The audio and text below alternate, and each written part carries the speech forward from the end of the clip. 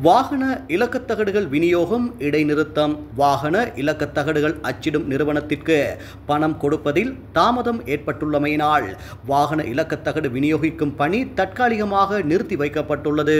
உரிய கொடுப்பனவுகளை மேற்கொள்வதற்கு அமைச்சரவையின் அங்கீகாரம் பெறப்பட உள்ளதாக மோட்டார் போக்குவரத்து ஆணையாளர் நாயகம் நிசாந்த வீரசிங்க தெரிவித்துள்ளார். மேலும் வாகன உரிமையாளர்களுக்கு வாகன இலக்கத்தகடு வழங்கப்படாத காலப்பகுதியில் பதிவு செய்யப்பட்ட வாகன எண்ணை காகிதத்தில் அச்சிட்டு காட்சிப்படுத்த தற்காலிக அனுமதி வழங்கப்பட்டுள்ளதாகவும் அவர் குறிப்பிட்டுள்ளார்.